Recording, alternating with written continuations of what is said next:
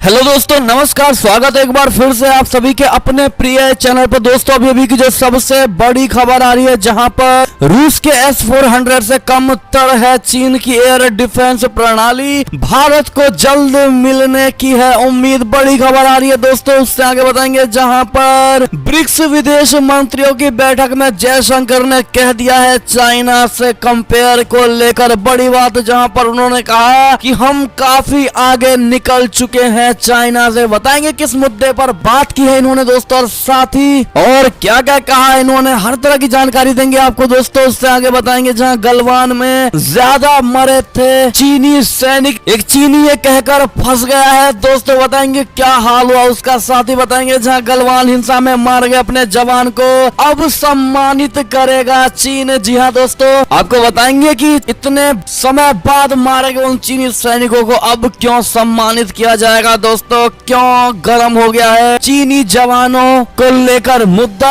उसके आगे बताएंगे जहां पीएम मॉरिसन का बड़ा बयान आया है दोस्तों, ऑस्ट्रेलिया और न्यूजीलैंड के बीच फूट डालने की कोशिश में जुटा हुआ है ये देश। जी हाँ दोस्तों, कौन सा देश है वो, उसकी भी बात बताएंगे आपको। साथ ही बताएंगे जहां पर पाकिस्तान में अब सेना और सरकार पर तंज भी नहीं कस सकेगा मीडिया। जी हाँ दोस्तों, नए कानून को लेकर हो रहा है पाकिस्तान में कड़ा विरोध। बताएंगे एक एक खबर आपको। उसके आगे बताएंगे जहां कोरोना की दूसरी लहर पर भारत का साथ देने को चाइना ने कह दी है ये बड़ी बात। बताएंगे किस प्रकार की मदद देने की बात कर रहा है चाइना। उसके आगे बताएंगे जहां पर क्या रूस पाकिस्तान की ऐतिहासिक मदद करने वाला है दोस्तों, ऐसा मदद उसने किसी भी देश के लिए आज तक नहीं किया। बताएंगे दोस्तों क्या अटकलें लगाई जा रही है रूस और पाकिस्तान के बीच रिश्तों को लेकर, और साथ ही व्लादिमीर पुतिन मिलने वाले हैं पाकिस्तानी प्रधानमंत्री से। जी हाँ दोस्तों, उससे आगे बताएंगे आपको जहां पर अब चाइना में होगा इस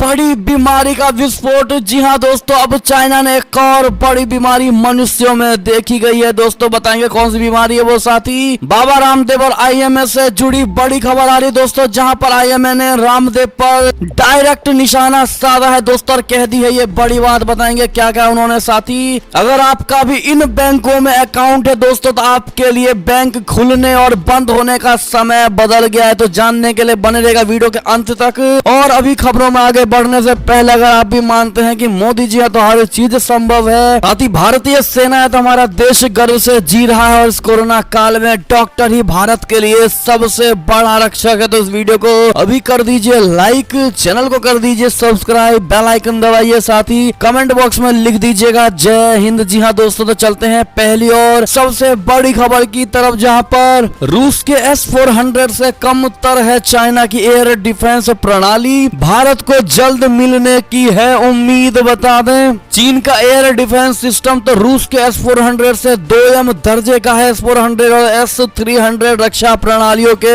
विभिन्न प्रकार रूस के वास्तविक उत्पादों से कमतर है। रूस की परेशानियां कम होने का कारण है कि रूस का S-400 और S-300 PMU का प्रदर्शन चाइना के HQ-9 से कहीं अधिक बेहतर है। मीडिया की रिपोर्ट के मुताबिक HQ-9 की प्राइमरी लंबी दूरी की घरेलू सतह से हवा में मार करने वाली मिसाइल है दोस्तों।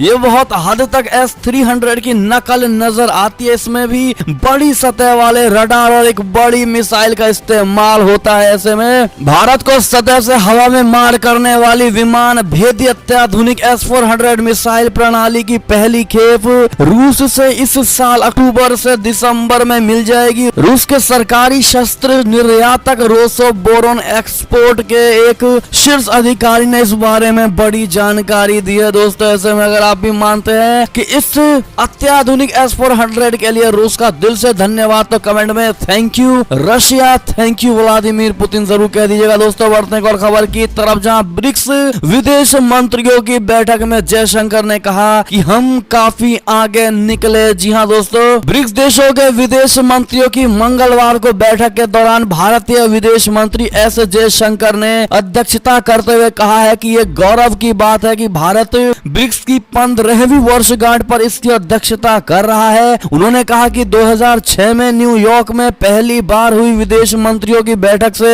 हम काफी आगे निकल आए हैं और हमारे समूह का मार्गदर्शन करने वाले सिद्धांत वर्षों से लगातार बने हुए हैं। जयशंकर ने कहा कि हम अंतर्राष्ट्रीय कानून और संयुक्त राष्ट्र चार्टर पर आधारित निष्पक्ष, न्याय संगत, समावेशी और प्रतिनिधि बहुध्रुवीय अंतर्राष्ट्रीय प्रणाली के लिए प्रयास करते हैं जो सभी राज्यों की संप्रभु समानता को मान्यता देता है और उनकी क्षेत्रीय अखंडता का सम्मान करता है। जी हाँ दोस्तों, इसमें क्या आप भी जयशंकर जी के बात का समर्थन करते हैं दोस्तों? क्या आप मानते हैं कि हम काफी आगे निकल चुके हैं? दोस्तों अगर आप भी मानते हो तो कमेंट में राय जरूर दीजिएगा, बताइएगा जरूर। चलते हैं एक और खबर की तरफ, लेकिन वीडियो को लाइक नहीं किया अभी तक तो लाइक कर दीजिएगा दोस्तों।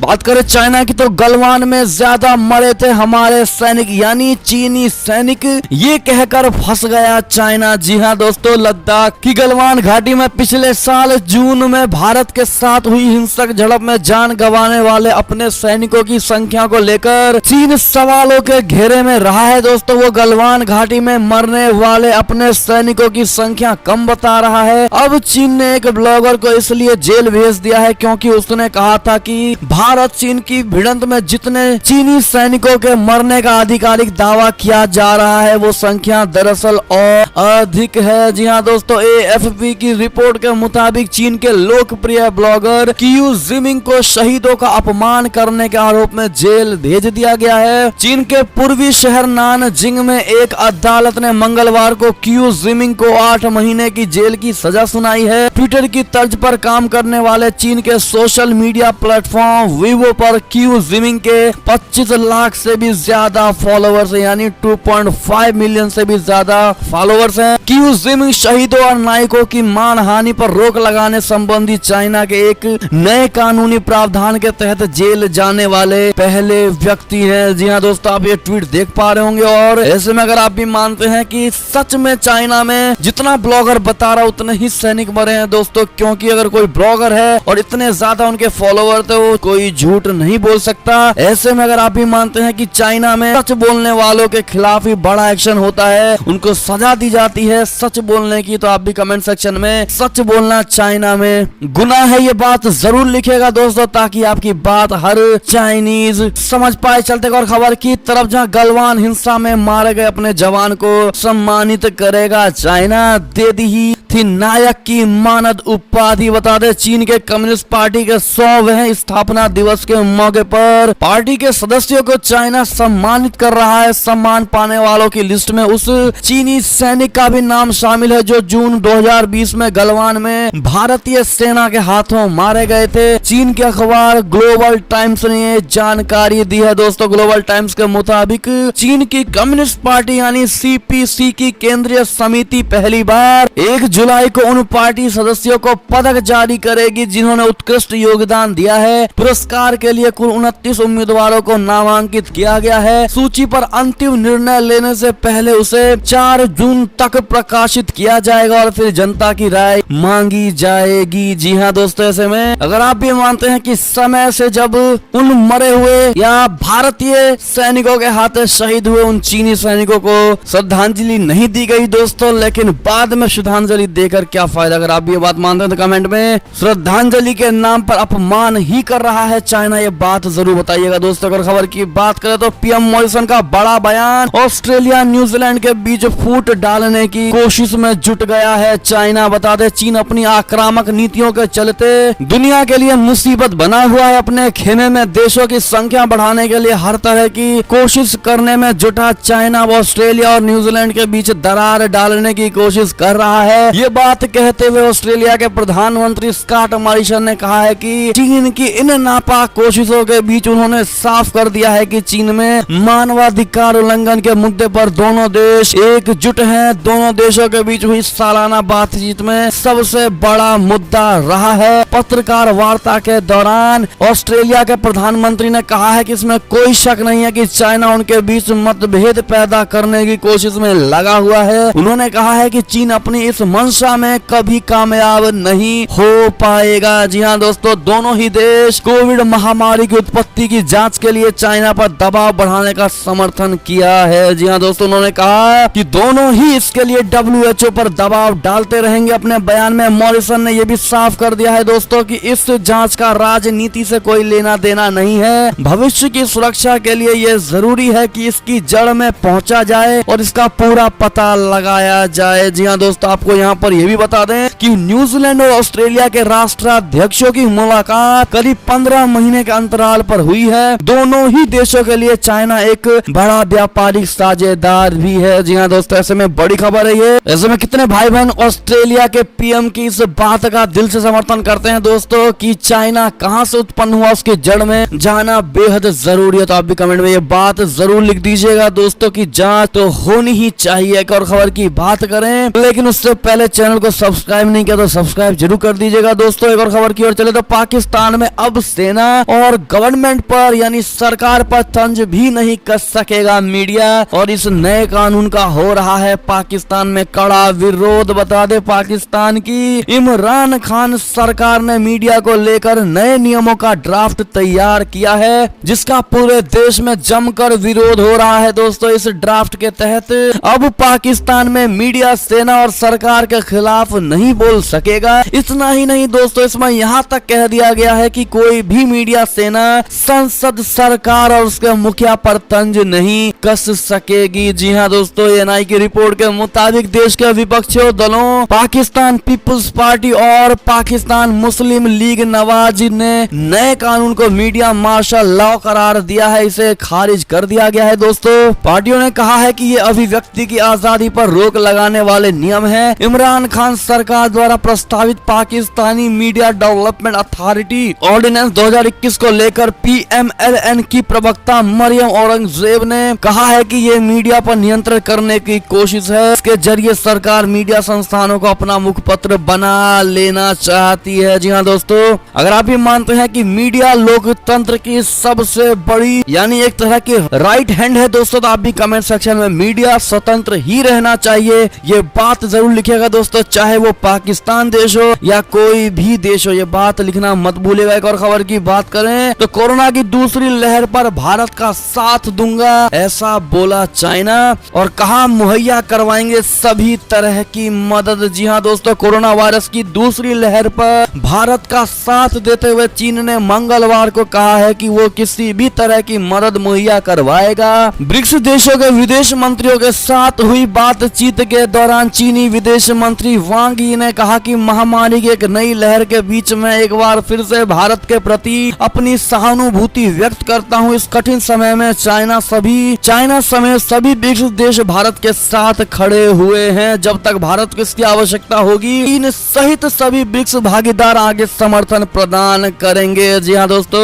ऐसे में चाइना के इस मदद वाली बात को अगर आप भी मानते हैं कि चाइना कहीं ना कहीं भारत को बहलाने की कोशिश कर रहा है दोस्तों, दरअसल मुद्दा कोई और है, तो कमेंट में जरूर बताइएगा ये बात। एक और खबर की बात करें तो भारत के दोस्त रूस ने पाकिस्तान के लिए खोल दिया खजाना, इमरान खान से मिलने आएंगे व्लादिमीर पुतिन। क्या? जी हाँ दोस्तों, रूस ने भारत के धुर विरोधी पाकिस्तान के लिए अपना खजाना खोल दिया है। रूस ने ऐलान किया है कि वो अपने कासूर शहर से पाकिस्तान के कराची शहर तक पाइपलाइन बिछाने के लिए एक समझौते पर हस्ताक्षर किया है। इस डील के बाद अब पाकिस्तान में ऐसी उम्मीद जताई जाने लगी है कि रूसी राष्ट्रपति व्लादिमीर पुतिन इस गैस पाइपलाइन की आधारशिला रखने के लिए कराची का दौरा कर सकते हैं। जी हाँ दोस्तों, इस गैस पाइपलाइन का नाम पहले नॉर्थ साउथ गैस पाइपलाइन था और अब इसका नाम पाकिस्तान स्टीम गैस पाइपलाइन कर दिया गया है। दोनों देश शीत युद्ध के समय से चली आ रही अपनी कटुता को भूलते हुए संबंधों को बेहतर बनाना चाहते हैं। जी हाँ दोस्तों, ऐसे में क्या लगता है दोस्तों आपको, क्या पाकिस्तान के साथ रूस का रिश्ता आगे कायम हो पाएगा दोस्तों या नहीं, बताइएगा जरूर। एक और खबर की बात करें तो यूएई से बड़ी खबर, जहां अमेरिका ने जब्त किए हुए ईरानी कच्चे तेल को 11 करोड़ डॉलर में बेच दिया। जी हाँ दोस्तों, अमेरिका ने संयुक्त अरब अमीरात के तट के पास एक तेल टैंकर जब्त करने के बाद करीब 20 लाख बैरल ईरानी कच्चा तेल बेच दिया है। अदालती दस्तावेजों और सरकारी आंकड़ों में यह बताया गया है। ईरान अमेरिका तकरार के बीच ये आंकड़ा अमेरिकी ऊर्जा सूचना एजेंसी EIEA ने जारी किया है दोस्तों। इसमें मार्च के 10 लाख बैरल से अधिक ईरानी कच्चा तेल आयात को भी शामिल किया गया है। बता दें ये तेल यूएई के बंदरगाह शहर फुजैराह के तट के निकट अमेरिका द्वारा फरवरी में जब्त किए गए पोत MT अकीलीज से आया है। अमेरिकी दस्तावेजों के मुताबिक मुताबिक अकीलिस को अमेरिकी आतंक रोधी कानूनों के तहत जब्त किया गया, क्योंकि ईरान के अर्धसैनिक रिवॉल्यूशनरी गार्ड ने चाइना को कच्चा तेल बेचने के लिए इसका इस्तेमाल करने की कोशिश की थी। जी हाँ दोस्तों, बढ़ते एक और खबर की ओर, जहां पंजाब से बड़ी खबर, जहां खालिस्तान टाइगर फोर्स का फरार आतंकी हथियारों सहित गिरफ्तार कर लिया गया है। दोस्तों एक गाड़ी और 3 बाइक भी जब्त किए गए हैं। दोस्तों ऐसे में अपने पंजाब पुलिस को थैंक यू जरूर कह दीजिएगा। एक और खबर की बात करें, क्या अब चाइना से होगा बर्ड फ्लू का विस्फोट? पहली बार इंसान में मिला वायरस का H10N3 स्ट्रेन। जी हाँ दोस्तों, चाइना में पहली बार इंसान में बर्ड फ्लू का केस मिला है। दोस्तों 41 वर्षीय शख्स में बर्ड फ्लू का H10N3 स्ट्रेन पाया गया है। चाइना के नेशनल हेल्थ कमीशन ने इसकी पुष्टि की है। ये शख्स चाइना के झेंजियांग का रहने वाला है। NHC ने बताया है कि बुखार और अन्य लक्षण दिखने के बाद इस शख्स को बीती 28 अप्रैल को अस्पताल में भर्ती कराया गया था। इसके 1 महीने बाद यानी 28 मई को इस शख्स के शरीर में H10N3 स्ट्रेन पाए जाने की पुष्टि हुई है। हालांकि NHC ने इस बारे में कोई जानकारी नहीं दी है कि यह शख्स वायरस से संक्रमित कैसे हुआ है। लेकिन दोस्तों आप समझ पा रहे होंगे कि कितने ज्यादा कीड़े मकोड़े और जानवर चाइना में खाए जाते हैं दोस्तों, और ये बर्ड फ्लू पहला केस चाइना में निकल कर आया है। दोस्तों अगर ये ऐसा ही रहा तो चाइना पूरे विश्व में हर तरह की बीमारी और नई नई बीमारी फैला कर रहेगा। दोस्तों जिस बीमारी को हमने कभी लाइफ में सोचा तक नहीं होगा, ऐसी ऐसी बीमारियां हमको आगे आने वाले समय में देखने को मिलेंगी अगर चाइना ने अपनी हरकतें नहीं छोड़ी। ऐसे में अगर आप भी मानते हैं कि चाइना देश को पूरे विश्व में बैन कर देना चाहिए, दोस्तों ब्लॉक कर देना चाहिए चाइना को, तो कमेंट में अपनी राय अवश्य दीजिएगा। बढ़ते अगली खबर की तरफ, जहां पर सऊदी मस्जिदों में लाउड स्पीकर की आवाज कम करने से भड़क उठे कट्टरपंथी, कहा ऐसे लोग देश के दुश्मन। जी हाँ दोस्तों, सऊदी अरब की मस्जिदों में अजान के दौरान लाउड स्पीकर की आवाज कम करने के आदेश से देश में विवाद भड़क उठा है। इस आदेश से जहां मुस्लिम कट्टरपंथी भड़क उठे हैं तो वहीं आम जनता ने इसका स्वागत किया है। दोस्तों इससे पहले पिछले सप्ताह आए सर्कुलर में कहा गया था कि सऊदी अरब की मस्जिदों में अजान के दौरान लाउड स्पीकर की आवाज अधिकतम आवाज का 1/3 होना चाहिए। यही नहीं, आदेश में यह भी कहा गया है कि अजान शुरू करने का संकेत देने के बाद लाउड स्पीकर को बंद कर देना चाहिए। सऊदी सरकार ने कहा कि पूरी नमाज को लाउड स्पीकर पर सुनाने की कोई जरूरत नहीं है। जी हाँ दोस्तों, आपको बता दें कि मस्जिदों में लाउड स्पीकर वाले फैसले पर सऊदी अरब का कहना है कि नींद में पड़ता था खलल। जी हाँ दोस्तों, परिवारों की शिकायत थी कि मस्जिदों में बजने वाले लाउड स्पीकर्स की वजह से बच्चों की नींद खराब हो जाती थी, और जो लोग रात को मेहनत करके सोते थे दोस्तों उन सभी के नींद में बड़ा अफेक्ट पड़ता था। दोस्तों उनकी नींद खराब होती थी, उनका काम में मन नहीं लगता था। इन सभी रिक्वेस्टों को देखकर वहां की सरकार ने इस लाउड स्पीकर पर बैन लगाया। अगर आप भी स्वागत करते हैं इस सरकार के आदेश का, नियम का, तो कमेंट सेक्शन में बैन बेहद जरूरी है ये बात जरूर लिख दीजिएगा। दोस्तों एक और खबर की बात करें तो चीन में एक बार फिर कोरोना वायरस ने पसारे पैर। गुआंग झोउ में लॉकडाउन लगा दिया गया है। दोस्तों चीन के दक्षिणी मैन्युफैक्चरिंग केंद्र गुआंग झोउ में मंगलवार को लॉकडाउन लगा दिया गया है। दरअसल यहाँ कोविड-19 के 11 नए मामलों के आने से एक बार फिर दहशत का माहौल है। गुआंग झोउ की जनसंख्या 15 लाख है। जी हाँ दोस्तों, अगर खबर की बात करें तो मेहुल चौकसी बना 2 देशों के पीएम की मुसीबत, लग रहे हैं भारत संग मिली भगत के आरोप। बता दें भारत में हजारों करोड़ रुपए के पीएनबी घोटाले में वांछित हीरा कारोबारी मेहुल चौकसी को लेकर अब एंटीगुआ और डोमिनिका के प्रधानमंत्रियों पर भी आरोप लगने शुरू हो गए हैं। डोमिनिका की कोर्ट को 2 जून यानी बुधवार को चौकसी के मामले में सुनवाई करनी है, यानी आज के दिन सुनवाई होगी। इससे पहले डोमिनिका के पीएम रूजवेल्ट स्कैरिट पर देश के विपक्षी राजनेताओं ने आरोप लगाया है कि वो भगौड़े चौकसी को भारत वापस भेजने की साजिश का हिस्सा है। जी हाँ दोस्तों, एक और खबर की बात करें तो सीबीएसई 12वीं परीक्षा मोदी जी की बैठक के बाद रद्द कर दी गई है। दोस्तों आपको बता दें कि इनके रिजल्ट को लेकर पीएम मोदी ने क्या निर्देश दिए हैं। आपको बता दें कि सीबीएसई बोर्ड परीक्षाओं को लेकर लंबे समय से चल रहे संशय पर कल विराम लगा दिया गया। प्रधानमंत्री नरेंद्र मोदी की अध्यक्षता में मंगलवार को इस मुद्दे पर अहम बैठक हुई थी, जिसमें सीबीएसई की 12वीं बोर्ड की परीक्षाओं को रद्द करने का बड़ा फैसला लिया गया है। दोस्तों प्रधानमंत्री मोदी जी ने कल राज्यों और अन्य स्टेक होल्डर्स के साथ इस पर व्यापक चर्चा के बाद परीक्षाओं को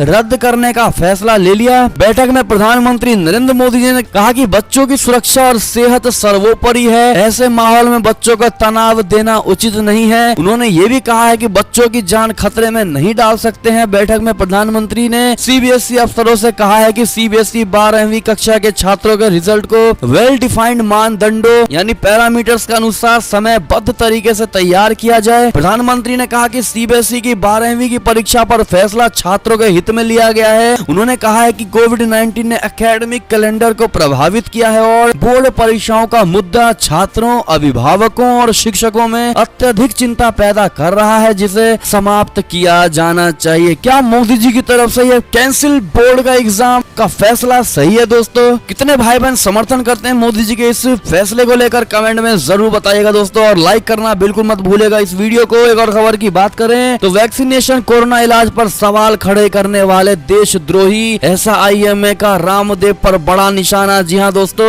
इंडियन मेडिकल एसोसिएशन यानी आईएमए ने स्वामी रामदेव पर एक बार फिर निशाना साधा है दोस्तों। एक विज्ञप्ति जारी करके कहा गया है कि स्वामी रामदेव को लगता है कि कोरोना के इलाज के लिए बनाए गए प्रोटोकॉल पर अभियान चलाना सही है। ट्रीटमेंट प्रोटोकॉल और वैक्सीनेशन कार्यक्रम के बारे में भ्रम फैलाने वाले षड्यंत्रकारी और देशद्रोही हैं, उनके साथ कोई दया नहीं की जानी चाहिए। क्या लगता है दोस्तों आपको, क्या स्वामी रामदेव बाबा को भी आईएमए को एक कड़ा जवाब देना चाहिए? दोस्तों, आप लोग किसके समर्थन में, और क्या लगता है आपको यहाँ कौन सही और कौन गलत है, कमेंट में जरूर बताइएगा दोस्तों। साथ ही एक और खबर की बात करें तो सरकार का दावा, जुलाई तक देश में होगी पर्याप्त वैक्सीन, हर रोज हो सकेगा 1 करोड़ का वैक्सीनेशन। जी हाँ दोस्तों, एक और खबर की ओर चलें तो एसबीआई ग्राहकों के लिए बड़ी ही जरूरी खबर, बदल गया है बैंक खुलने और बंद होने का समय। जी हाँ दोस्तों, बता दें कोरोना के बढ़ते मामलों के चलते बैंक ने यानी एसबीआई बैंक ने कामकाज का समय कम कर दिया था, लेकिन अब कोरोना के डेली केसेस में कमी आने के चलते ऐसे में कामकाज का समय 2 घंटे बढ़ा दिया गया है। एसबीआई ने अपने ऑफिशियल ट्विटर अकाउंट से इस बात की जानकारी दे डाली है दोस्तों कि ग्राहक सुबह 10 बजे से शाम 4 बजे के बीच अपने बैंक से जुड़े काम करवा पाएंगे। बैंक ने ट्वीट में लिखा है कि 1 जून 2021 से हमारे सभी ब्रांच सुबह 10 बजे से शाम 4 बजे तक खुले रहेंगे। आप ट्वीट देख पा रहे होंगे दोस्तों। ऐसे में कितने भाई बहन का एसबीआई में अकाउंट है दोस्तों और वो मानते हैं कि ये खबर उनके लिए बहुत ही लाभदायी थी, तो कमेंट में जरूर बताइएगा दोस्तों। और ये थी अब तक की सारी बड़ी खबरें। आपको हमारी खबरें कैसी लगी? आशा करता हूँ बहुत अच्छी लगी होगी। अगर तनिक भी थोड़ी भी अच्छी लगी है वीडियो तो इस वीडियो को अभी कर दीजिए लाइक,